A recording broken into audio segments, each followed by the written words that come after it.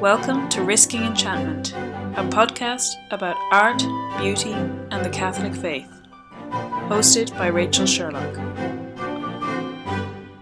Hello and welcome to Risking Enchantment. For this week's episode, you've got myself, Rachel Sherlock, and joining me once again is Phoebe Watson. Hello.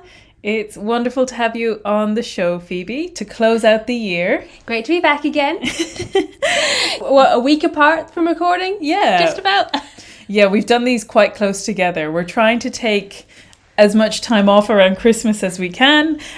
For any of our long-term listeners, you will know, but for any of our newer listeners, I do tend to take a chunk of December on into January off, which most of January usually. Yeah, so the new season, the 2023 season of Risking Enchantment will start, I would guess in February is usually the way. We should be with you again before Lent. Yeah, that's it. So we're looking forward to taking a break, getting some new episodes ready and all of those good things. But as is our tradition at this stage, we usually try and get in a slightly Christmassy themed episode or Adventy themed episode. It's about the only time we can talk about Christmas and Advent is Christmas and Advent. So, we got to do it. Exactly.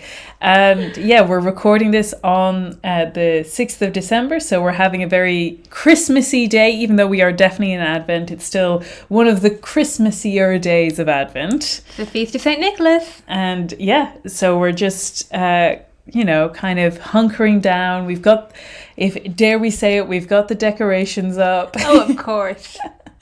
Our excuse is that both of us go home to our respective families, as you would expect for Christmas. And so we leave the flat relatively early in December. Mm-hmm. So if we waited any length of time, we wouldn't get a lot of Christmas time with the Christmas decorations. So they're up. We're indulging in some Advent/Christmas. It's been mostly Christmas, to be fair, I'm afraid, this year anyway. Yeah, we've dived straight into Christmas. Though last night's watching, which we're going to talk about, was more on the Advent side, possibly. Yeah. A little bit darker. Yeah, and that's it. So our topic for this episode is actually slightly on the darker side.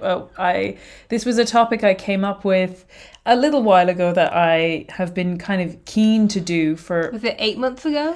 Yeah, even maybe a year ago. And that is the theme of Christmas ghost stories. Mm-hmm.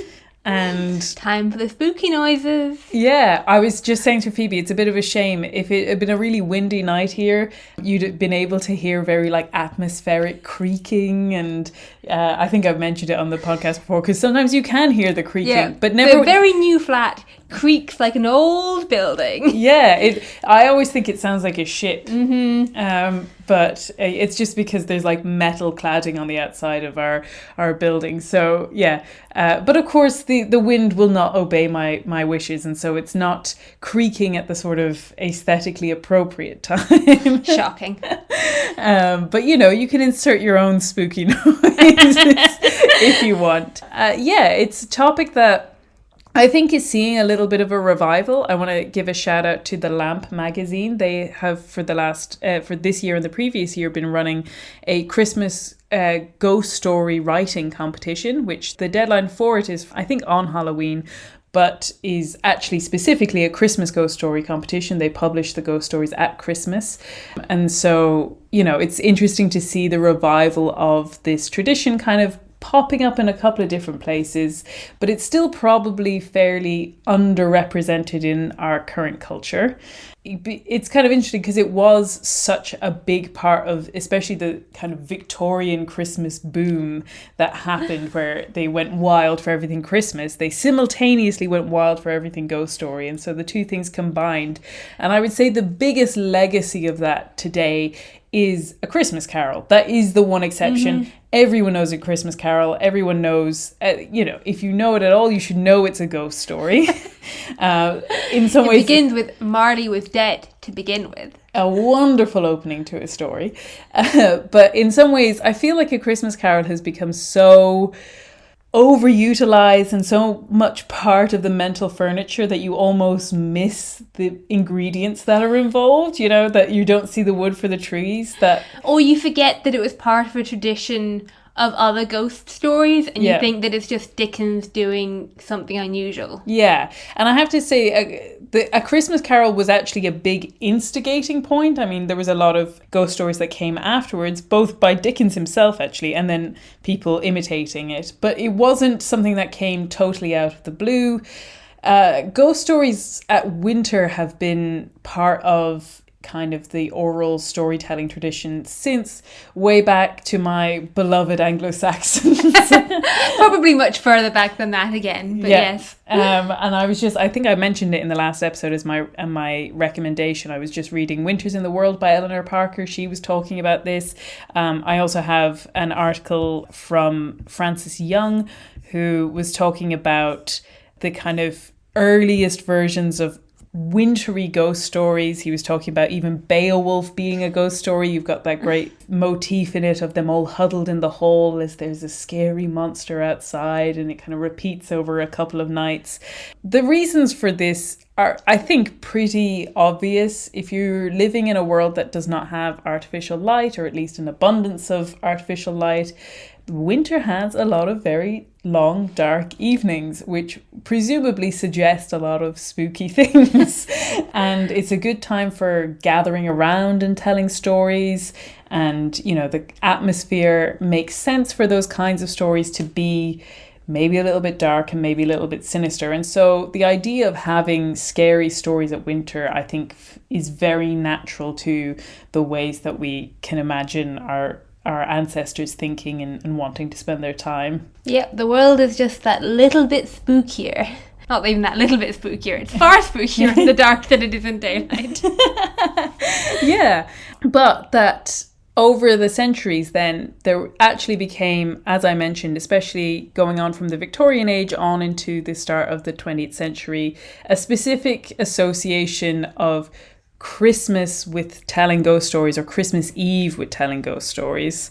And it's produced a really wonderful genre of literature. And some of them, which we're going to go into, we're going to give some recommendations. Some of them are set at Christmas, like, again, coming back to A Christmas Carol.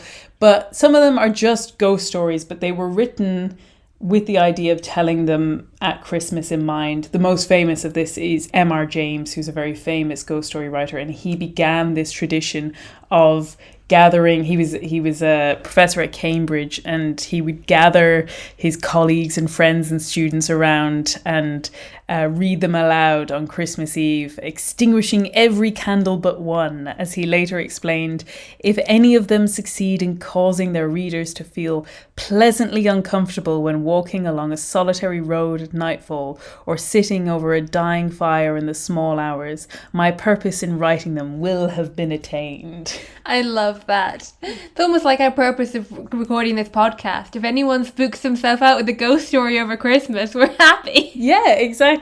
We'll probably do it to ourselves, to be honest. Yeah, and so I certainly would recommend the M.R. James stories. They're great. We'll go into them in a little bit more detail, but I think maybe to kind of lead us into the topic, we'll actually look to another author, Jerome K. Jerome, who's most famous for writing Three Men in a Boat, which is hysterical, and I would recommend it to everyone. But he also wrote a book called, I think it's called Told After Supper, which is a collection of stories and ghost stories. It's kind of essentially the first half is specifically one set of a group of people telling ghost stories at Christmas Eve, and then the second half of the book is just a collection of stories. But he gives this fantastic and hilarious introduction to the concept of Christmas ghost stories. And we've got it here. We have cut it down. It is like essentially a whole chapter in and of itself. So there are ellipses here and there in what we're reading out. But I don't know, maybe Phoebe, do you want to take it away? Sure. It was Christmas Eve. I begin this way because it is the proper, orthodox, respectable way to begin. And I've been brought up in a proper, orthodox, respectable way, and taught to always do the proper, orthodox, respectable thing, and the habit clings to me. Of course, as a mere matter of information, it is quite unnecessary to mention the date at all. The experienced reader knows it was Christmas Eve, without my telling him. It always is Christmas Eve in a ghost story. Christmas Eve is the ghost's great gala night. On Christmas Eve, they hold their annual fete. On Christmas Eve, everyone in Ghostland who is anybody, or rather, speaking of ghosts, one should say, I suppose, every nobody who is any nobody, comes out to show himself or herself, to see and to be seen, to promenade about and display their winding sheets and gravecloths to each other, to criticise one another's styles and sneer at one another's complexion. Ghosts with no position to maintain, mere middle-class ghosts, occasionally, I believe, do a little haunting on off nights, on All Hallows Eve and at Midsummer, and some will even run up for a mere local event, to celebrate, for instance, the anniversary of the hanging of somebody's grandfather, or to prophesy a misfortune. But these are the exceptions. As I have said, the average orthodox ghost does his one turn a year on Christmas Eve and is satisfied. There must be something ghostly in the air of Christmas, something about the close, muggy atmosphere that draws up the ghosts, like the dampness of summer rain brings out the frogs and snails. And not only do the ghosts themselves always walk on Christmas Eve, but live people always sit and talk about them on Christmas Eve. Whenever 5 or 6 English-speaking people meet round a fire on Christmas Eve, they start telling each other ghost stories. Nothing satisfies us on Christmas Eve but to hear one another tell authentic anecdotes about spectres. It is a genial, festive season, and we love to muse upon graves and dead bodies and murders and blood. Yeah. I love that. That allusion to like the summer rain drawing out the frogs and snails. Yeah. Like the damp draws out the ghosts is great. It's amazing. And I think it's so funny because it does highlight how much ghost stories were associated with this time of year, even above Halloween. And that in some ways, actually, the emphasis on Halloween comes from a more Irish and Scottish influence in America. But in England, let's say, and there was this strong tradition from about, 100, 200 years ago, which is all about Christmas and ghost stories. And I think it's wonderful. It's great. And I think there's something appropriate about it in that it's got so much...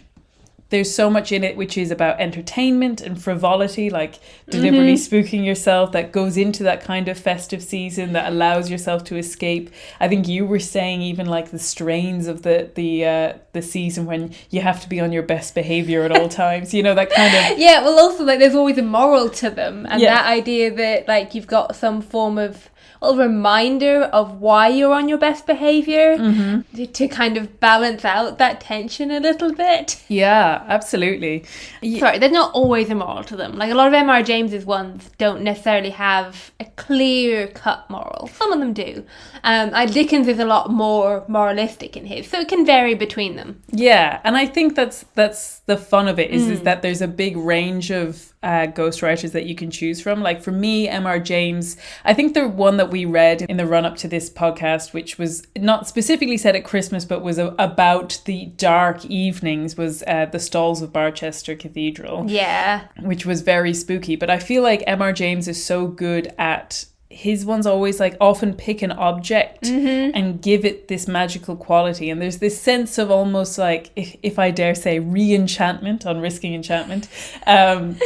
Re-enchantment of kind of the physical world, that like there's almost a sense of that secular world stumbling across the spiritual world without kind of realizing what's happening. Yeah, and we're going to talk more about like the spiritual appropriateness of this later, but it is so appropriate to Christmas that we're looking at like the spiritual element of tangible objects. Yeah, and I think even there was a recent, I think it was a BBC adaptation of the Mezzo Tint. We watched that last night. It was great. We had a lot of fun, but yeah, all about like, okay, that's coming across the sort of printed image and it moving and like performing this little version of history in front of your eyes.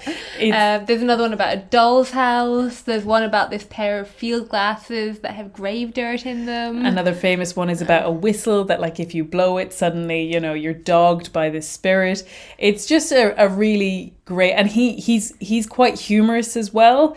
He's got a great sense of humor about what he writes, but it is quite restrained. Whereas I think, to me, Dickens, as much as he's more moralistic, he's also more outrageously funny. And I'm always really big on that. Like, we mentioned the opening of the Christmas Carol being Marley is Dead to begin with. That's a spooky opening, but it's also a deliberately funny opening. Yeah. That, like, you know, you're gonna begin your story, and the beginning is he was dead. And then like his rant about dead as a doornail. Yeah, he says, I don't know why a doornail should be the deadest piece of ironmongery. For myself, I would have guessed a coffin nail, but I will not question the wisdom of my ancestors. Yeah, the whole opening of it to me is so funny.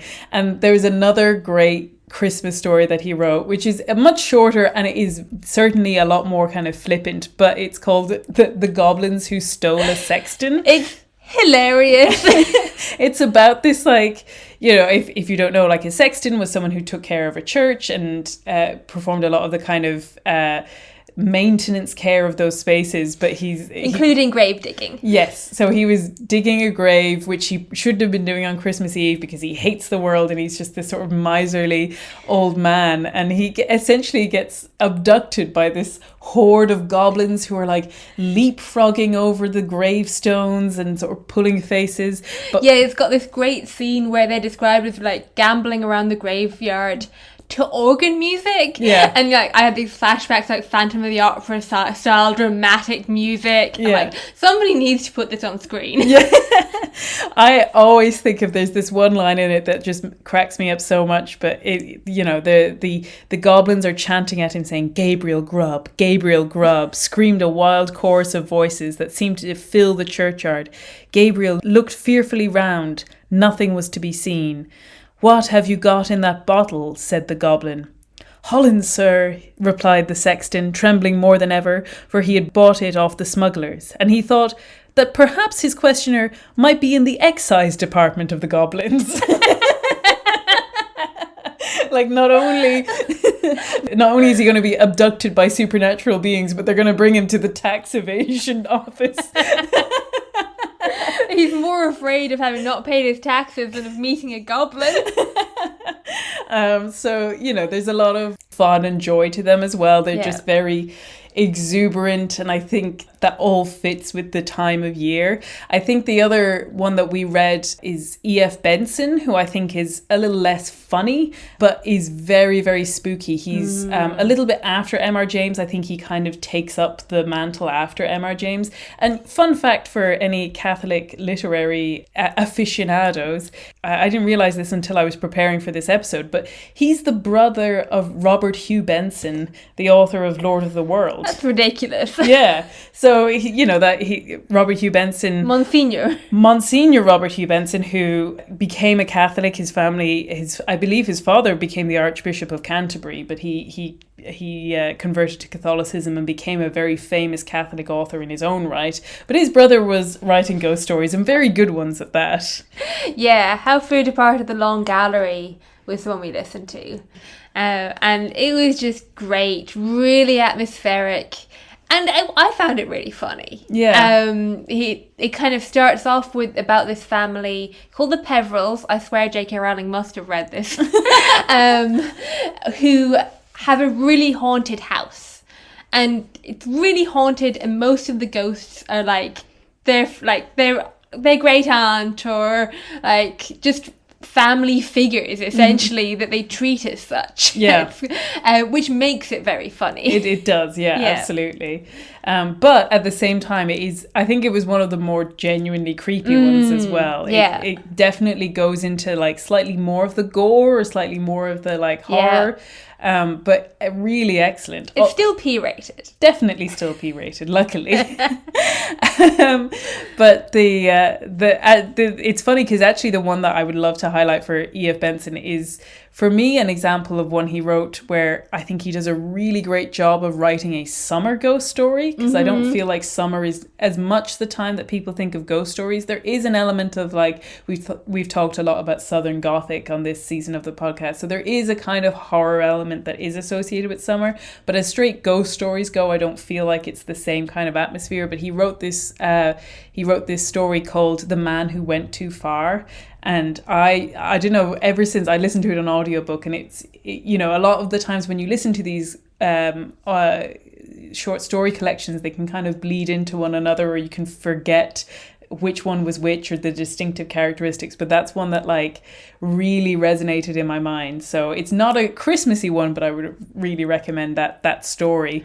Whereas How Fear Departed from the Long Gallery is, it's super Christmassy. Super Christmassy, ice skating, all of the like winter works. Yeah. The like dark evenings, that kind of atmosphere to it. Yeah. Oh, it's great. It's great. And I think just to round out the kind of stories and authors that we're recommending, I think we'll just come back to Dickens, because we can't not. I just want to say that, like, if you haven't actually read a ghost story, like maybe you've just seen the truly excellent Muppet Christmas Carol, which I would strongly recommend, especially now that its 30th anniversary edition is coming out. It's coming back to some cinemas at the moment, and they've reinstated my favourite song from it, so I'm very happy. It's a great year for a Muppet Christmas Carol. But also do read the original Dickens. It is wonderful. If you have access to audiobooks, it's a great audiobook, because like I said, I think again, Dickens is often very funny, and I think that sometimes people miss that, unfortunately, which I think the funniness brings a real richness to it. But I will also say that it is actually a ghost story in a way that I feel like sometimes we can feel like this story has gotten quite saccharine. And we're going to be coming to the more specifically spiritual aspect, and I think we'll be talking about how even the nativity story gets put in a very saccharine way, which isn't necessarily the full picture. In the more secular space, the Christmas Carol, which has become the Christmas story for a lot of people, which, you know, you could do worse. I mean, obviously the real story is the nativity, but I do think that there's such an amazing Christian moral weight to what Dickens is doing in A Christmas Carol. But it has in some ways become, like I said, part of that mental furniture that, you kind of drop the bits that don't feel quite comfortable and just remember like the ghost of Christmas present. Yeah. Or like, you remember the kind of elements of it. But I think the start of it, which we're going to quote from, is a part that you often forget about because it's over quite quickly before the rest of the story, but it is so important in like setting this whole thing up. And I think to me, the few bits that I've pulled out also highlight how much this feels like, again, we're kind of leading into this more specifically Catholic perspective on this whole genre. To me, it highlights the specificness of these ghost stories for this time.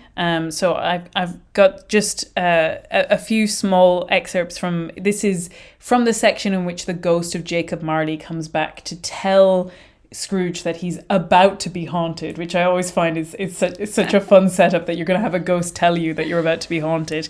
But it says, the ghost held up its chain at arm's length as if it were the cause of all its unavailing grief, and flung it heavily upon the ground again.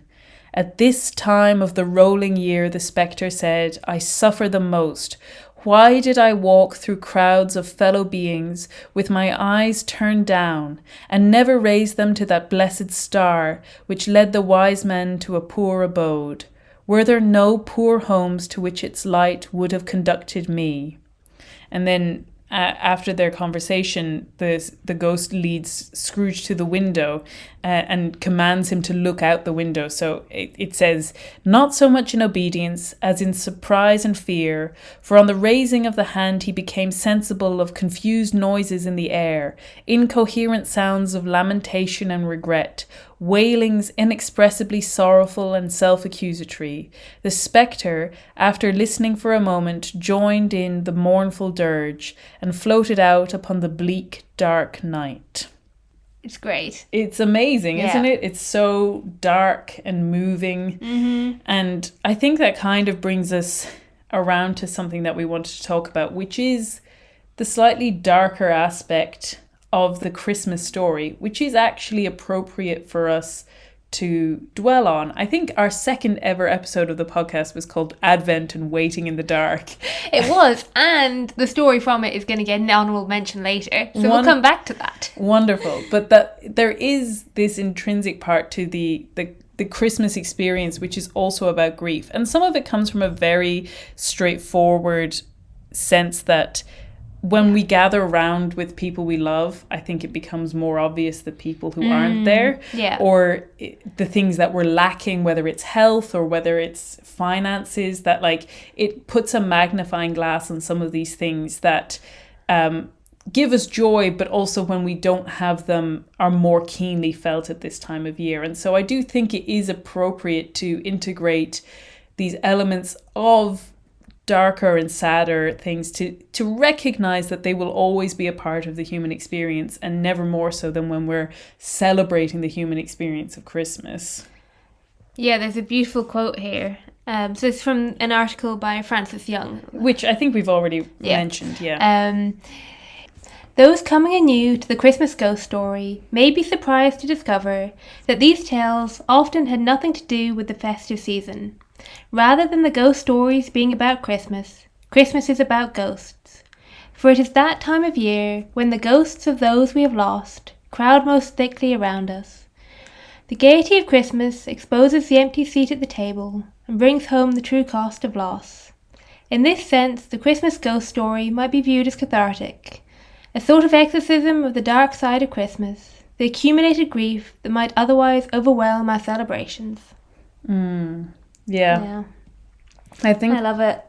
My grandfather died not that long before Christmas when I was a teenager, and I do always remember that first Christmas afterwards, like partly between them being so close together, but also just that like gathering at the table at Christmas, and he would have usually been with us. It really does bring home that sense of loss, Yeah, and I think that's what makes the moment in A Christmas Carol where you see the Christmas table and the empty seat where Tiny Tim should be all the more poignant, because I feel like you said, that's such a recognizable feeling, or that even if it hasn't occurred in your own life, that you can imagine this family tradition that it would be utterly changed by absence of any one person.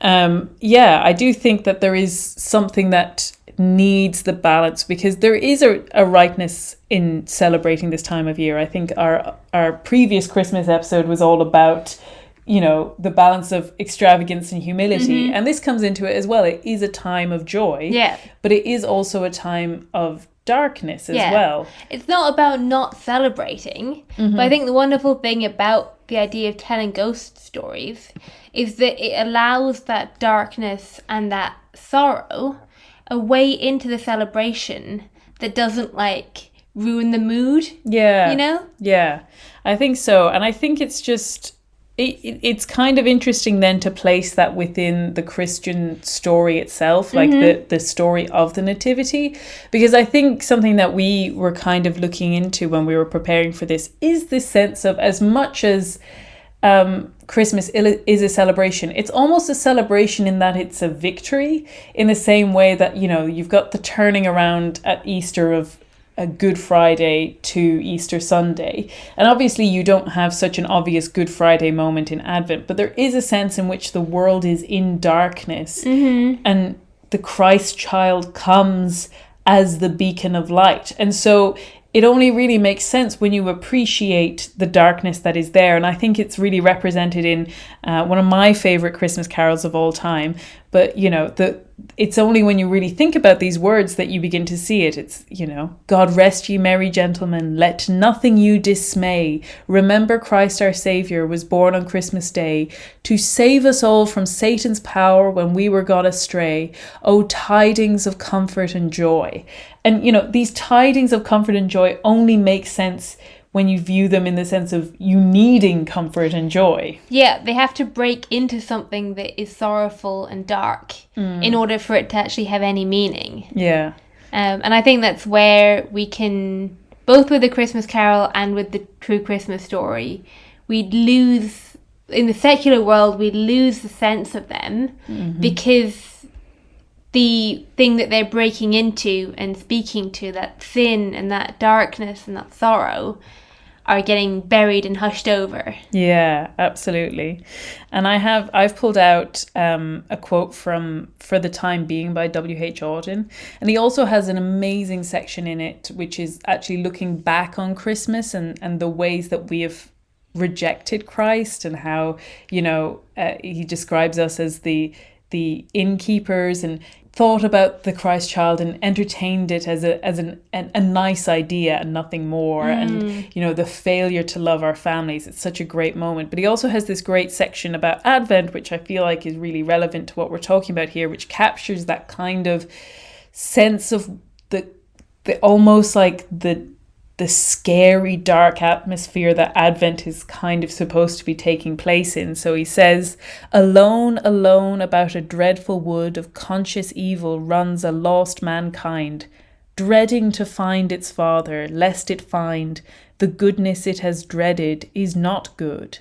Alone about our dreadful wood. Where is that law for which we broke our own? Where now that justice for which flesh resigned her hereditary right to passion, mind, his will to absolute power? Gone. Where is the law for which we broke our own? The pilgrim way has led to the abyss. Was it to meet such grinning evidence we left our richly odoured ignorance? Was the triumphant answer to be this, the pilgrim way has led to the abyss? We who must die demand a miracle.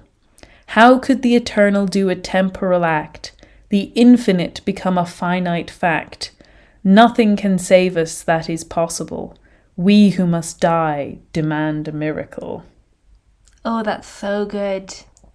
And I'd read that in advance, but hearing you read it out, it's so good. It's wonderful. And it actually brings in something we're going to talk about a little bit later, this idea of the infinite breaking into the finite world. But I love that opening stanza about being lost in the wood, that Dante-esque feeling that we're searching for a father and like worried that what we're going to find isn't good. And I think it's so amazing, so relevant, because when you think about the stories again of the nativity, of the angels coming and saying, do not be afraid, which only makes sense in the context in which you are very much afraid and you need someone to tell you to not be afraid.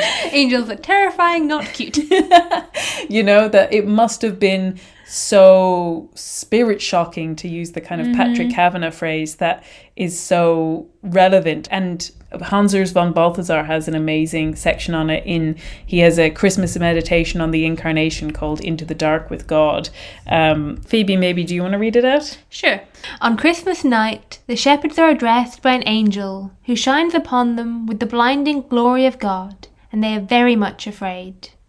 And while the angel is speaking thus to these poor frightened people, he is joined by a vast number of others who unite in a Gloria, praising God to heaven's heights and announcing the peace of God's goodwill to men on earth.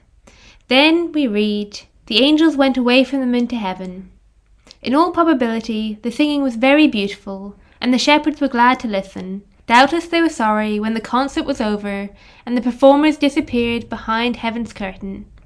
Probably, however, they were secretly a little relieved when the unwanton light of the divine glory and the unwanted sound of heavenly music came to an end, and they found themselves once more in their familiar earthly darkness. They probably felt like shabby beggars who had suddenly been set in a king's audience chamber, among courtiers dressed in magnificent robes, and were glad to slip away unnoticed and to take to their heels.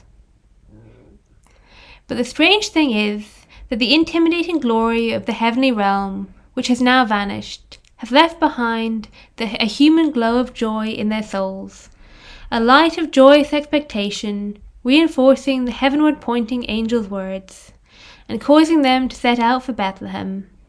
Now they can turn their backs on the whole epiphany of the heavenly glory, for it was only a starting point, an initial spark, a stimulus leading to what was really intended. I love that. And I think in some ways, that maybe doesn't sound like a ghost story, but it actually is. It's a vision of the spiritual realm that then inspires you to go into a more human context. And there's just such a fascinating idea, and like I said, about the Christ child, the infinite becoming finite, that we're going to go into a little bit more detail about in just a minute. But there is that sense of it being a scary moment. Like, what a terrifying thing to have happened to you. Yeah, you've essentially met an army of angels. Yeah. That's it. I love how he transitions it to that human glow, though. Yeah. That it's not like left in the darkness without anything, but then that inspiration to go to what they're truly being pointed towards. It's so beautiful. Yeah, absolutely. And like you said, like, it is an army. It's a host of heaven. Exactly. Where else do we use the word host?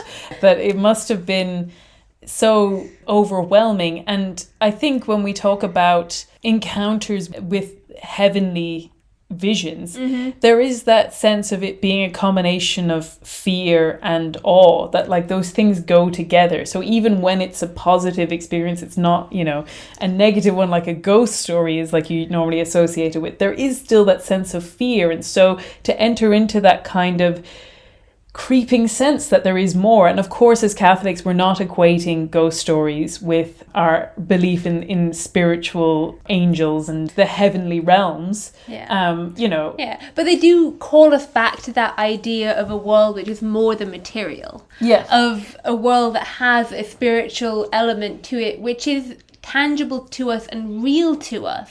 And not just like airy-fairy made up. Yeah. That it's a world which matters. Yeah. And that this story is a story that's happening in what feels like, when you really enter into it, feels like this, when you're reading it feels wonderfully, but I'm sure the reality of it would be very scary. Yeah. Sense that the Lord of the Rings phrase of like the world stands upon the brink of a knife, you know, that like that Christ is coming at this moment which is sort of hedged in by all of this darkness that's both, literal, it's happening in a cave in the middle of the countryside, but it's also this spiritual sense and this historical sense of being hemmed in by enemies. Yeah, that we should be reading it with the same kind of like adventurous wonder that we read like Frodo and Sam in Mordor. Yeah, absolutely. That's the kind of danger, and that's the kind of spiritual world that Christ is breaking into. Yeah. Obviously with a lot more power than Frodo and Sam. Yeah. But also as a child. As a literal baby. I think there's actually a Chesterton quote, and I know we're just actually coming to Chesterton, but I think there is even like a short Chesterton quote about being dropped behind enemy lines. Yeah. Just like Sam and Frodo going into Mordor, slipping under the net. Like, we should read it with this sense. And the reason it's important is because it reminds us that we need to be saved. It's not just a nice thing that happened in the nice course of history that was otherwise nice. That like, this is a crucial thing for our salvation that came in when which was at the stake of our own souls. Yeah. At the stake of all the souls of the world. Yeah. And so we have a section from, I think it's The Everlasting Man, where Chesterton does this kind of genius move, as is his wont, to, like we're saying, reframe the nativity story into this dark and scary perspective. And the whole section, it's very long. I've actually copied out the whole section here just to give ourselves the context, but we've done a lot of reading out quotes, I know, but we'll keep it as short as we can. But he's talking about this in the sense of both the Roman occupation of Israel, so this was a hostile force, their own religion that they're bringing into this space, all of these kinds of elements that are at play that we kind of can forget about. And he says, there is something defiant in it also, something that makes the abrupt bells at midnight sound like great guns of a battle that has just been won. All this indescribable thing that we call the Christmas atmosphere only bangs in the air as something like a lingering fragrance or fading vapour from the exultant explosion of that 1 hour in the Judean hills nearly 2,000 years ago. But the savour is still unmistakable, and it is something too subtle or too solitary to be covered by our use of the word peace. By the very nature of the story, the rejoicings in the caverns were rejoicings in a fortress or an outlaw's den. Properly understood, it is not unduly flippant to say that they were rejoicing in a dugout. It is not only true that such a subterranean chamber was a hiding place from the enemies, and that the enemies were already scouring the stony plain that lay above it like a sky. It is not only that the very horse hooves of Herod might in that sense have passed like thunder over the sunken head of Christ. It is also that there is in that image a true idea of an outpost, of a piercing through the rock and an entrance into an enemy territory. There is in this buried divinity an idea of undermining the world, of shaking the towers and palaces from below, even as Herod, the great king, felt that earthquake under him and swayed with his swaying palace. Oh, I love it. It's so great. Yeah. And I think it really reminds us, because it can come as a surprise that like so much of that nativity story is about scary things. Mm-hmm. It is about especially that whole element with Herod. Yeah. Like the fact that we have Christmas Day and then we have St. Stephen's Day and then we have the Feast of the Infant Martyrs. Yeah. That kind of like wallop of blood Yeah. after Christmas is such a strong reminder of the church to us of this reality that we forget with Christmas cards. Yeah. And don't get me wrong, I love Christmas cards. Yeah. But that we still need to constantly be reminded and remind ourselves of the darkness and the danger that came with the story. Yeah. Yeah, there's that sense of like he's already being looked for, hunted down as soon as he's born, you know? Yeah, and Cheston has a great line slightly earlier about the slaying of the children, that the demons also in that first festival of Christmas feasted after their own fashion. And there's something so haunting and dangerous about that, obviously. But it does just bring those two together, that these ghost stories are touching that side of the reality of the ghosts trying to undermine the joy of Christmas. That is just like a really important thing to come back to and let it be part of our narrative. And there's also just a feeling of the ghost being sort of thick in the air. And in the same way of like the hosts of heaven, and then like you said, like the demons in their own way were present, that like, yeah, there's this sense of the air, like we had with that Dickens quote, that you look out the window and see all of these ghosts everywhere. And, you know, in a sort of more Celtic pagan tradition, we would have said, and this is more in connection with Halloween, like I said, that's more in that tradition of the veil being thinner between this world and the next, and that's where the ghosts are coming in and out at these times to do with the cycles of the sun and the moon.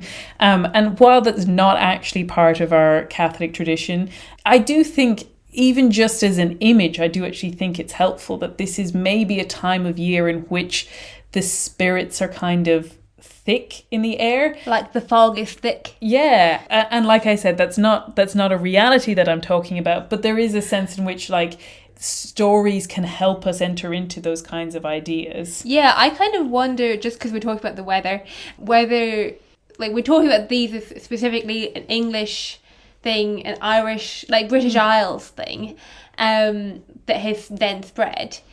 And one of the things with British Isles that a lot of other places don't have as much is that snow comes very, very rarely, especially at Christmas. Like, to have snow on Christmas Day is highly unusual. And it's usually rain and fog and wet. And a little bit of frost and a bit of cold, but it's that much more like dreeping atmosphere, which maybe in other countries is more like early November, or like it's more November feel. Yeah. And you know, it's November for us too, but that kind of wet, foggy feeling really persists in Christmas. Yeah. And it's not until like January, February that we get that cold, crisp, clearer, brighter feeling. Yeah. That snow would bring. Yeah. I wonder, yeah. But I also just love the idea that, like, the time of the year also mirrors the way in which Christ breaks into our world, that almost like Christmas is a shattering point in the veil, that like he had to break through from the divine realm into ours. And so, you know, you could imagine that this is a time in which it's more easy for ghosts and spirits to come in, like you said, like a fog in that dripping atmosphere. And I just love that, because there's a quote from Hans Urs von Balthasar which I feel like ties together both what we were saying about Chesterton's idea of enemy lines and it being a kind of hostile battle feeling, and this idea of the breaking through from one realm to another. Because he says that Christmas is not an event within history, but is rather the invasion of time by eternity, which is wonderful. And he also has another quote, which is actually from another book, but it ties together really well, which goes into this idea of like how much we should take the time to contemplate this strange reality, because it's very easy to say, oh, the Christ child was born, but to really wrestle with what that means it is actually so much more profound than we normally think about. So he says, "For let us not forget, if human limits became capable of receiving God's fullness, it was through a gift of God and not through the creature's own ability to contain it. Only God can expand the finite to infinity without shattering it. And greater still than the miracle that a heart can be extended to God's proportions is the marvel that God was able to shrink to a man's proportions, that the ruler's mind was contained within the mind of the servant." So good. Yeah. I love that image of time breaking, eternity breaking into time. Yeah. Like that kind of shattering and condensing that's so far beyond what we can imagine or grasp. Yeah, absolutely. And there's these Greek terms for time. There's chronos, which is the time that you measure like seconds and, you know, how long it takes you to do something, or how long a bus journey is going to take, or whatever. Or how long this podcast is. Yeah. And then there's kairos, which is more about something kind of monumental, something that demarcates, you know, an era in your life or a particular moment that changed your life. And so there's that sense in which two types of time are clashing with each other. It is the breaking of kairos into chronos, that like we have this sort of fascinating and amazing moment. You know, I think we've talked again in other episodes about Chesterton's whole idea of paradox, specifically within the Christmas story of, you know, the creator of the world is lifting up his hand to hug the ox, you know, that like all of these topsy-turvydoms, but that like just even to think about it in the concept of these ideas of eternity being this thing that isn't really contained within our reality, and breaking through and being present in reality, or in the temporal space that we inhabit. Coming into a world which we can understand. Yeah, absolutely. And so that like, it's so funny how we keep coming back to that idea of the Christmas time being the specific time of topsy-turvydom. Like, I feel like we've come at it from a couple of different angles. Yeah, we've got a great quote from Ronald Knox here about that, and about what the church gives us in that. He says about she being the church, "She's preserved one solitary anachronism in her calendar, to make us all feel properly uncomfortable, not knowing whether we are standing on our head or our heels. I mean the midnight mass. For there is a gracious influence about night as the time of prayer, darkness and light in darkness, and the day's memory still warm, not yet severed from us by any interval of sleep. All that is what you cannot get at Mass, for Mass goes with another set of impressions, the cleanness and coldness of early morning, or the prosaic glare of full sunlight. But on this one day in the year, for a treat, the Church will allow us to have it both ways, to combine the comfortable, almost guilty magic of darkness with the presence of the daily miracle, supreme instance of topsy-turvydom, to go to a 12 o'clock Mass at 12 midnight." Yeah. Oh, it's so good. And to me, that's so important because there is something magical and like ghostly about going to, I don't know whether I've ever made it to an actual midnight mass, but like we've been mentioning, it gets very dark very early here. I'm currently going for my post-work walks in the dark, and that's at 5. It's completely dark at this stage. So at the very least, we're bound to be going in the dark. And there is that sense of like creeping out of your house and getting dressed up in your Sunday best and going to mass at this unusual time that has that kind of, like he says, guilty magic to it. There is this like treat, like in my family, we always go to our I think it is on at, I guess I think at like 8 p.m, coming back relatively late, and we all come back and have our first like Christmas chocolates together. Everyone has a little like treat at that stage, like Christmas just begins a little bit before. Ours was even cheekier, because we would go to the obviously my family are Protestant, to the church service at 11:30 p.m. that would go on until like 12:15, half 12. And you always had a moment like around the sign of peace. Sorry, maybe it started at 11, but it was always going on after 12. The way you'd check your watch, it would be Christmas. You'd like whisper Happy Christmas to each other in the pew. And then coming home to have like, when we were a bit older, have a Bailey's and open our first Christmas present. Ooh. So you like start the Christmas then and then go to bed. Yeah. And even that like almost that sense of like Santa coming, that like you're lying, like as a kid you're lying in bed listening out for this magical person to come into your house. There is that sense of like magic and wonder and awe to it. And so, like we said, this is not to say that that was what the Victorians had in mind when they kind of began this big tradition of Christmas ghost stories. We're not claiming that at all.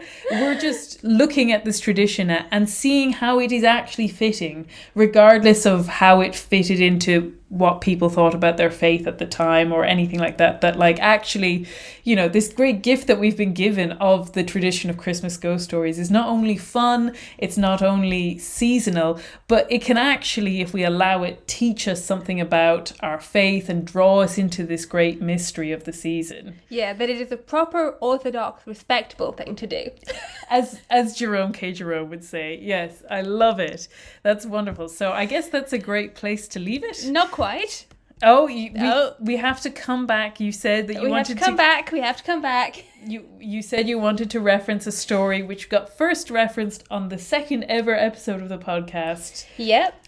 Well, it did happen on Christmas Eve. The story that I wanted to talk briefly about is called Shadows by George MacDonald. It's one of his like short story collections, and they're all like available for free because they're out of print and like past copyright.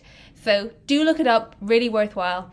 It kind of centers around these beings called shadows, which are both like ridiculously like gambling around the place, but also like solemn and scary, that they combine the two.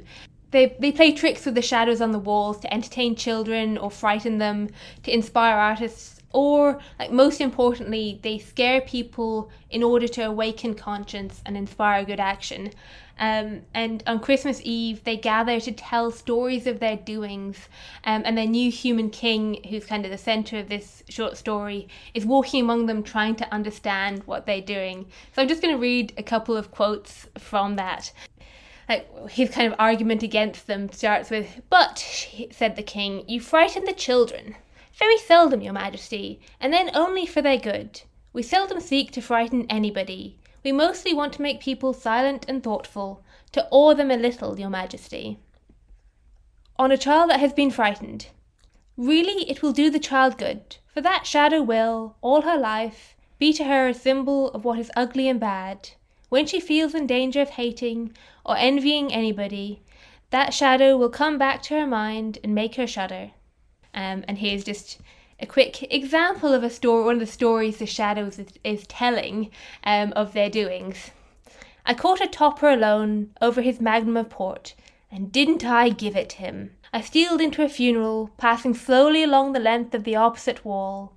The wretch stared till his face passed from purple to grey, and actually left his 5th glass only, unfinished, and took refuge with his wife and children on the drawing-room. I have never caught him again, drinking alone at least. And I love that sense of, like, the dark and the shadows awakening something meditative, something that inspires awe, but also that gives a buried conscience a chance to wake. Yeah.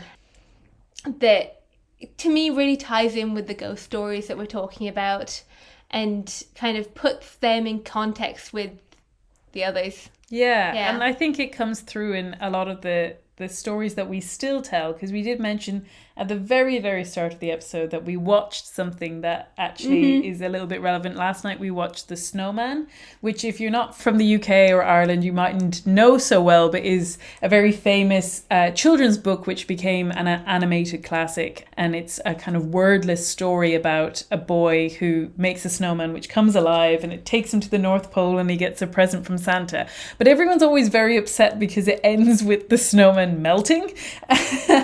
Which is very, very sad. It is very sad. But I do think that, like, all of these elements come into the Christmas story, that, like, actually we need these hints of sorrow. We need these hints of fear. We need these hints of, you know, glad tidings, that they're all working together to form the great complexity that is the true reality of the Christmas story. Yeah, and that we lose the magic if we try and shut out the darkness. That the magic of the snowman only works and stays with you because it ends in sorrow. That if it wasn't for that, the story wouldn't have the same resounding quality to it.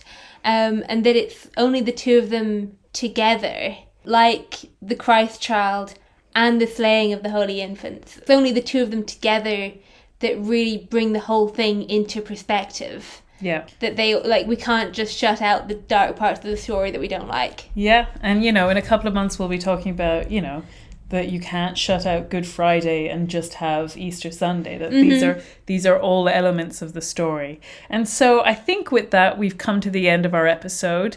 As usual, I think we've got one last question, which is, Phoebe, what are you enjoying at the moment? Well, it was going to be the snowman.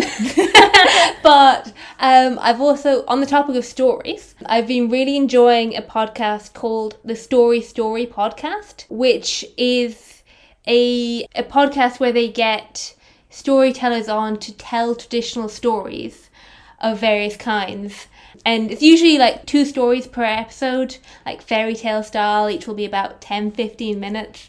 I just love it. Like, they tell stories from around the globe, and they can be really interesting and really well told as well, which makes a really big difference. So yeah, would highly recommend. Wonderful. I haven't heard of this, so that's very cool. I'm going to say we've been doing a lot of watching. You can tell the weather's not great. But we watched the 1994 Little Women. Ooh, it was good. Which I had never seen before. Yeah. I feel like I always do things out of the order that everyone normally does them. So the first one I saw was actually, I think it was the BBC, or if you're in America, I think it was with PBS as well, mini-series with Maya Hawke in it. That was really good. And then I watched the Greta Gerwig version that was recently out, which we did an episode of the podcast on. And now I've gone back to watch the 1994 one that everyone else has seen first. But I really enjoyed it. It's always interesting when there are so many good quality adaptations of a story, that you get almost like a kaleidoscope effect of what part are you going to draw out, which one is going to do this character better, which one is going to do more justice to this theme. So that's always kind of fun to dive into. And then the other thing I just wanted to say is that, you know, I've continued my now 3 years deep tradition of picking a longer Dickens book and listening to it on audiobook as I take an evening walk around and look at the Christmas lights and embrace the season a little bit. So I'm listening to Bleak House this year. year. Now, I'm only just at the start of it, but regardless of how I end up feeling about the book, I very much enjoy the tradition of picking one and going for the walk. So I know, I'm taking it up and listening to David Copperfield, so... Yeah, I can't wait for you to read David Copperfield. I'm sure our listeners will hear an episode of the podcast brewing as we speak. Yep. So other than that, it's all that's left is to wish you all a very happy Advent and a very happy Christmas and a happy New Year. Yeah, Merry Christmas. Yeah, it's a wonderful time for the liturgy, and it's and you know, we'll be praying for all of the listeners, because it's, yeah, as we said, there are elements of this season that can be sad and there are elements that can be joyful, and you know, just hoping the best for all of our listeners at this time of year. Yeah. And we will be with you again in the new year. Like I said, don't look for me until February. But if you want to be reminded when we're back on, you can always sign up to our email, which is, there's a very short form to fill in on rachelsherlock.com/podcast, and there's a little form to fill out at the bottom of the page, which will sign you up to the newsletter. So you'll get a nice new email whenever we're back up and running. And if you miss us too much, you can always go back and listen to our January episode last year on New Year's resolutions. Yeah. Wonderful. But thank you so much for being with us this year. Thank you to all of our listeners, and I will look forward to being back again in the new year. Goodbye. Bye.